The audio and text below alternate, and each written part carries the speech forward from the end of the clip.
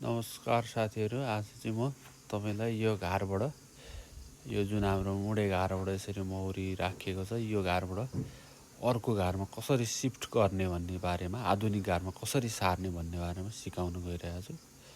Video अन्तिमसम्म हेर्नु होला। म चाहिँ आज यो घारबाट धेरै छ मौरी ट्याप्पै छ यो घारमा यो आधुनिक घारमा चाहिँ सार्न गइरहेको छु। तपाईहरुलाई यो भिडियो म देखाउँदैछु। अब जतन गरेर हल्का हल्का धुवा लगाएर हामीले चाहिँ बिस्तारै बिस्तारै चाकाहरू काटेर अब निकाल्नुपर्छ। धेरै धुवा पनि लाउनु हुँदैन। अब काट्दै चक्कुले हामी निकालेर म भएको एकतिर म नभएको तपाईको लार्भा नभएको चाहिँ चाका म मात्रै भएको चाहिँ यसरी निकाल्ने, लार्भा भएको चाहिँ उतै हामीले काटेर मिलाएर बाँधेर रिटमा यो रिटमा बाँधेर राख्नुपर्छ र आधुनिक घारमा हाल्नुपर्छ। यो हामीले म भएको चाहिँ यसरी निकाल्यौं। अब यसलाई रिटमा चाहिँ बाँधेर यो भित्र हालेको छ। यसरी यहाँको आधी मौरी सबै हालिसक्यो, हामीले पसाइसक्यो। अब बिस्तारै पनि हातले हाल्नुपर्छ, एकदम जतनले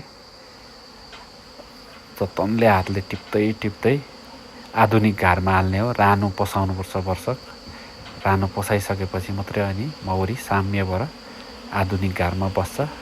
लगभग सबै आधुनिक घारमा आइसकेको छ। आधुनिक घारमा आइसकेपछि पुरानो घार चाहिँ हामीले लुकाइदिनुपर्छ। त्यहाँको मौरी सबै निकालेर पर नपुग्ने गरी। हस्त नमस्कार। अर्को भिडियो